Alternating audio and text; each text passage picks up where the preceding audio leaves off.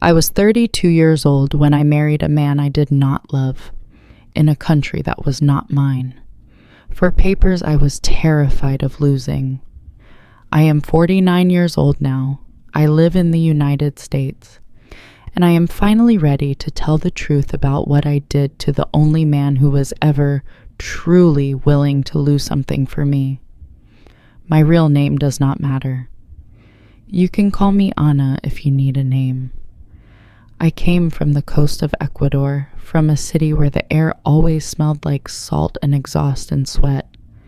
And I landed in Alabama, in a place that smelled like pine trees, fried food, and something I thought might be safety. I came to the U.S. on a temporary visa, the kind where the date at the bottom of the I-94 feels like a countdown to the end of your life. I got a job cleaning rooms at a modest business hotel outside Birmingham, the kind of place people stayed in for work trips, trainings, broken air conditioners. Never long enough to learn my name. My world was small. The staff entrance that always smelled like bleach. The break room with the flickering light that nobody ever fixed. The bus stop, where I stood in the humid Alabama dawn, counting the days I had left before I would have to go back. Back to what? Back to a rented room in Guayaquil. Back to my mother's medicine I could barely afford. Back to the feeling that the world was happening somewhere else, and I was only ever watching it on a fuzzy television. At the hotel, I learned to move like a ghost. Quiet, invisible, efficient. I changed sheets, emptied trash, scrubbed bathrooms until my fingers cracked. I smiled at people who never really looked at me. People who dropped towels on the floor and left their worries on the pillows for me to pick up with the sheets. And then there was him. He checked in for a 3-week work assignment. A quiet man in his late 30s, gray at his temples, shoulders a little hunched, like someone who had been carrying an invisible weight for a long time. He said thank you when I brought extra towels, every time. He looked me in the eye. He said my name after reading it off my badge, but he said it carefully, like he wanted to get it right. He was not handsome in the way movies teach you to recognize, but there was a calmness about him. Something steady and decent. In my world then, that felt like a miracle. Some guests left their rooms looking like storms had passed through. Clothes everywhere, trash on the floor, lipstick on the pillows. He left his room almost untouched. Bed neatly pulled, cups rinsed and stacked. A little sticky note saying thank you next to a few crumpled singles. We started to talk, first in small pieces. Good morning. How are you? The weather is too hot today. The coffee is terrible. One day he came back early while I was cleaning his room. I apologized, ready to push the cart out and vanish into the hallway. He laughed softly and said, "You don't have to disappear. Every time I walk in, you know." He sat at the desk while I finished making the bed. He asked me where I was from. I told him. Ecuador, from the coast. He asked if I missed it. I said, "Sometimes the heat here feels like home, but nothing else does." He asked how long I had been in the States. I gave a careful answer. Not very long. Then he asked the question I was afraid of.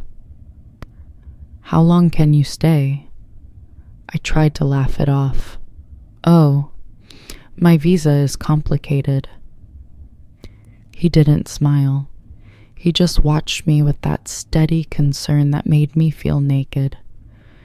Weeks passed. His stay kept getting extended. Another week, another week. The front desk joked that he lived there more than they did. One morning, as I pushed my cart past the lobby, he called out, "Anna, do you ever get to sit down and drink coffee, or are you just part of the furniture here?" It made me laugh. "The furniture is probably paid better," I said. He shook his head. "Let me fix that, just once. Let me buy you a coffee. Off the clock, when you're done."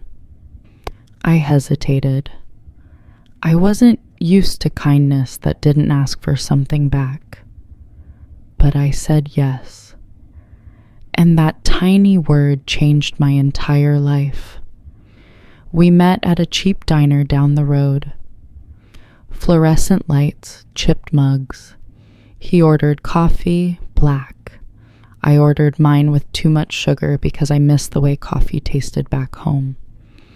At that table, I told him the truth, that my visa was running out, that I sent most of my money back to Ecuador, that if I had to go back, I had nothing waiting for me but worry and bills.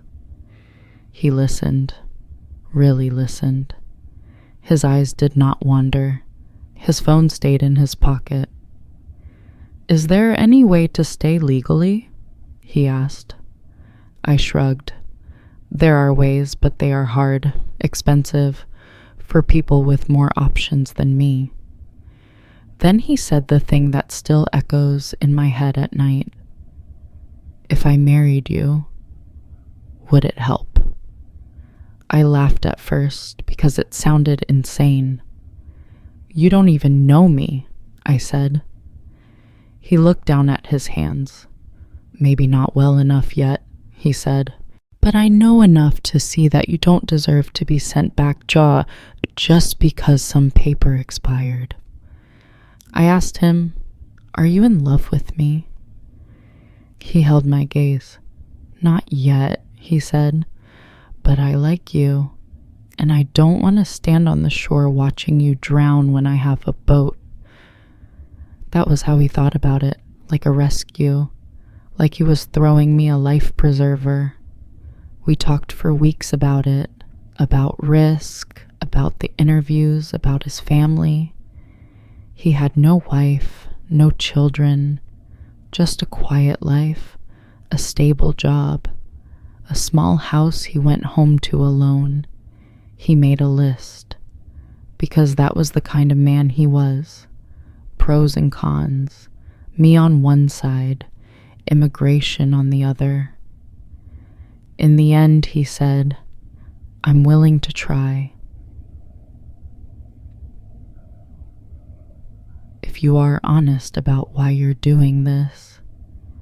I told him, "I am doing it to stay, to work, to help my mother, to not disappear." I did not say, "I am doing it because I am desperate." But that was the truest part. We married in a courthouse, just the two of us, and a clerk who mispronounced my last name. I wore a simple dress from a discount store. He wore the same suit he wore to conferences. There were no flowers, no family, no first dance, just signatures. Vows spoken in flat official English, a ring that he paid for, and a new last name I wasn't sure how to feel about. We moved into a small house on a quiet Alabama street, not far from a gas station and a church with a broken sign. He cleared space in his closet for my clothes. He bought the brand of tea from my country that he found in a Latin grocery store an hour away. He left it on the kitchen counter like a welcome gift. He was kind and careful. He never pushed, never demanded more than I could give. We slept in separate rooms. We told each other it was because we snored. But the truth was, our marriage was more like a contract than a love story. 2 signatures bound together by law. And by a secret no immigration officer could ever know. We joked about it. I would tell the few friends I had, Helen, "He's my husband, but not like that." They would laugh. I would laugh with them. Inside, I kept everything in little mental boxes. Paperwork, feelings, duty, desire. The paperwork box was always open. Forms, joint bills, lease agreements, photos we took at parks and restaurants because we knew we had to prove we were real, that our marriage was bona fide, and not just for a green card. In those photos, we looked like any normal couple. Him with his hesitant smile, me leaning just close enough that it looked natural. The feelings box stayed closed. Do not complicate this, Anna, I told myself. You do not have the luxury of falling in love. Everything changed the year I got the job in an office in downtown Birmingham. It felt like moving up 1 floor in life, even if it was just from cleaning to clerical work. I had a desk, a computer with my own login, a badge with my name spelled right. That is where I met him. The coworker who would set my whole life on fire without ever intending to hold my hand through the flames. His name doesn't matter now. He sat 2 desks away. He leaned back in his chair when he talked to me. He spun his pen between his fingers like the world was a game he was always winning. He asked about my accent. I told him I was from Ecuador. He grinned and said, "Of course you are. That's why you roll your R's like music." I laughed. At lunch, we started sitting together. He wanted to hear about my country, about the ocean, about my mother, about how different everything felt here. No one at work had asked me those things before. I was used to being the one who listened, the one who nodded, the one who cleaned up. Suddenly, I was the story. One evening, we were the last 2 in the office. He asked, "So, you married?" I froze for a second. Then I said, "Yes." And then I added the line I always use to make it feel less serious. "But it's more for papers than anything else." He laughed. "So he's like your sponsor?" I shrugged. "Something like that." "Must be nice," he said, "to have someone pay the price while you get to be free." It stung, but there was admiration under it, and I let that feeling drown out the guilt. We started messaging outside work. First little jokes, memes, then longer conversations about how lonely he felt, how misunderstood he was, how he had never met a woman who made him feel seen the way I did. He told me I was beautiful in ways that felt dangerous. He told me my laugh was his favorite part of the day. He told me it was a tragedy that I was wasting my best years as someone's case file. That line cut deep. Someone's case file. I went home that night and looked at the folder my husband kept so carefully on the shelf. Our joint bills, our photos, our timeline, the proof that our life together was real to the government. I thought about how he waited outside USCIS offices with me, how he took time off work for interviews, how he sat beside me and answered questions about how we met, what side of the bed we slept on, what we had for breakfast. We had rehearsed those answers like lines in a play. Meanwhile, there was this other man, the one who made my heart race, the one who saw me as something exciting and new, not a responsibility, not a case, a woman. I told myself it was just an emotional connection, just words, just messages, harmless, because my marriage wasn't real anyway. That was the lie I used to bless my selfishness. The night it became physical, there was no big fight, just a small, tired disagreement about money and appointments. My husband reminded me of a meeting with the lawyer. I snapped, told him he didn't understand the pressure I felt, told him that he could walk away at any time, that I was the one whose life was on the line. He went quiet, washed the dishes, put the plates away, said softly, "I'm trying my best." I grabbed my jacket and left before I had to see the look in his eyes. On the sidewalk outside, I texted the other man, "I need to get out." He replied almost instantly, "Come over." His apartment smelled like cologne and takeout. Music played low.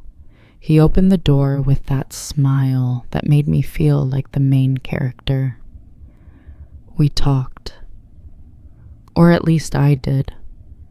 I told him I was tired of always being responsible, tired of always being grateful, tired of feeling like a project instead of a person. He touched my face, wiped away a tear, and said, "You deserve to be loved, not processed." That sentence was the match. I stepped into the fire with my eyes open. We kissed, and everything after that felt both inevitable and unforgivable. I told myself, it's just my body. My heart was never really married. But hearts keep score even when you pretend they don't. Guilt began as a whisper, a stone in my shoe, a thought I kept kicking to the back of my mind. Then came the folder on the table again. My husband sitting there with a pen. Documents neatly arranged. "We're almost done now," he said. "I've organized everything. The next step is big." He showed me new forms, evidence he had collected, more proof, more lines tying his life to mine.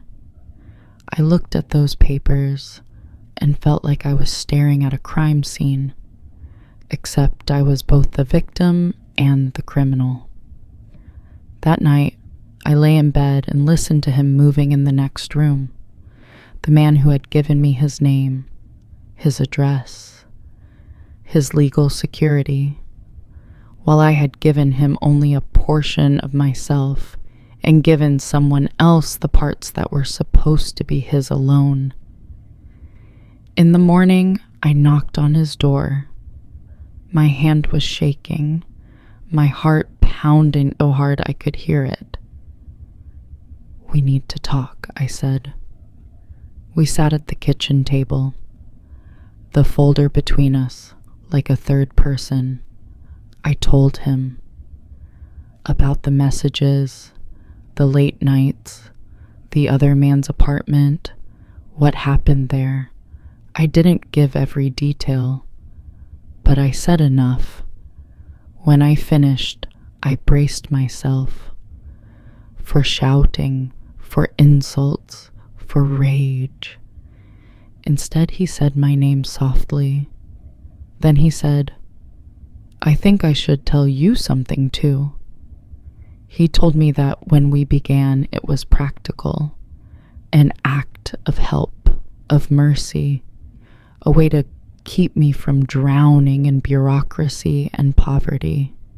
But somewhere along the way, he said, I stopped thinking of it as just helping you.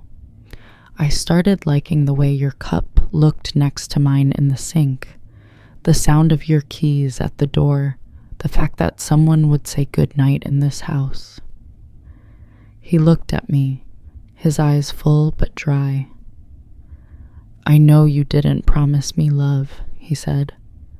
I know what we agreed. On paper, you're right. You didn't cheat on a love story. You cheated on an arrangement.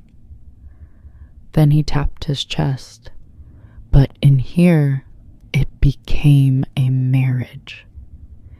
He told me he would still go to the appointment, that he wouldn't sabotage the process, that he would keep his word.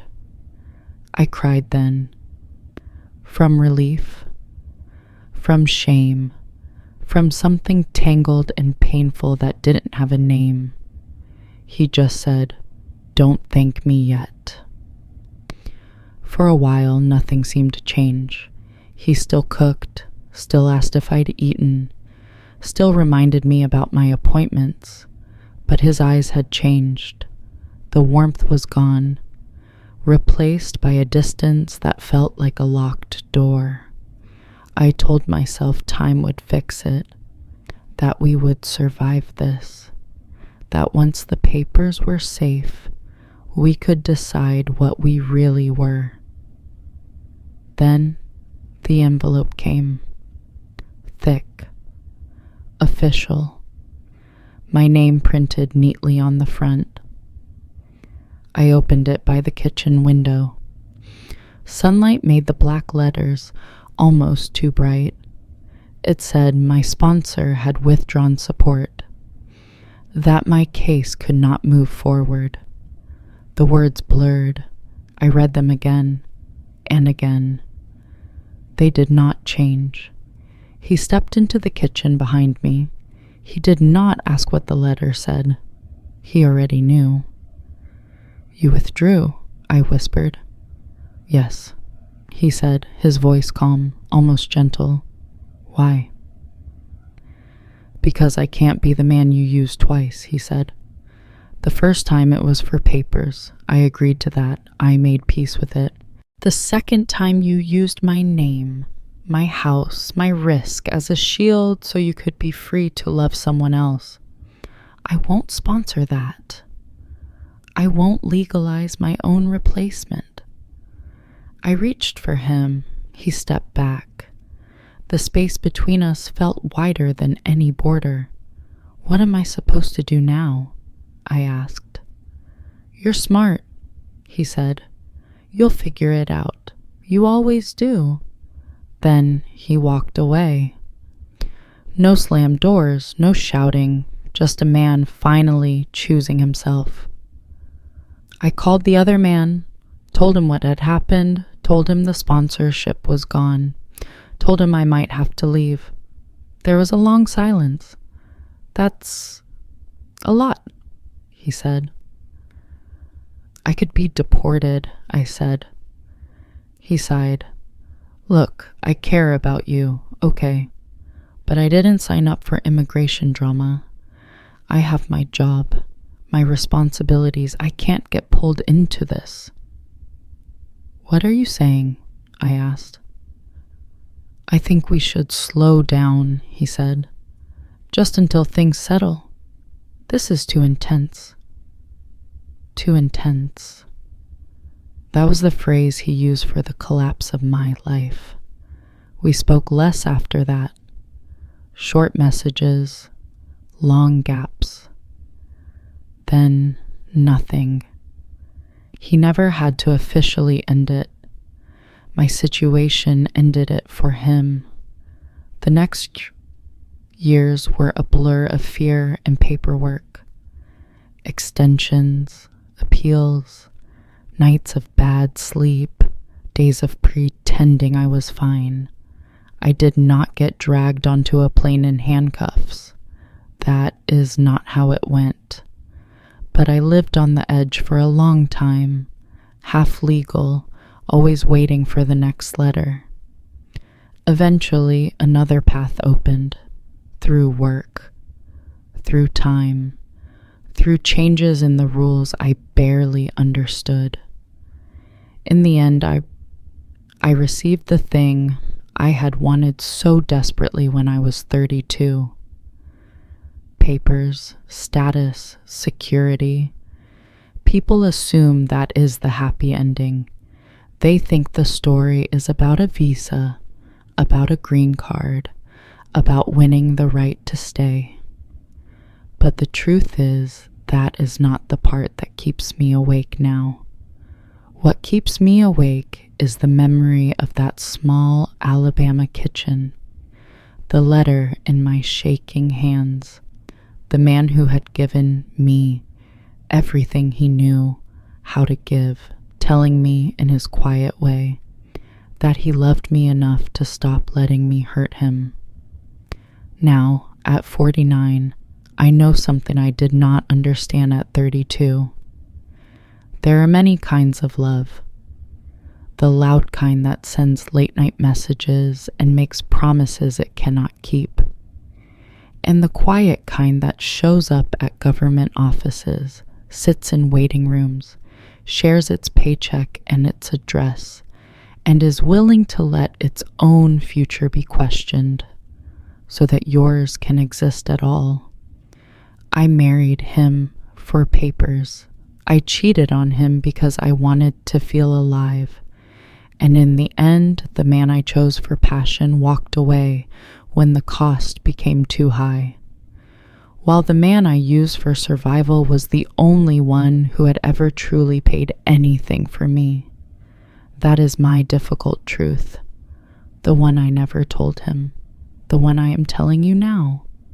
Not for pity, not for forgiveness, but so that somewhere, some other woman, standing on the edge of a decision like the one I made, understands what she is really gambling with.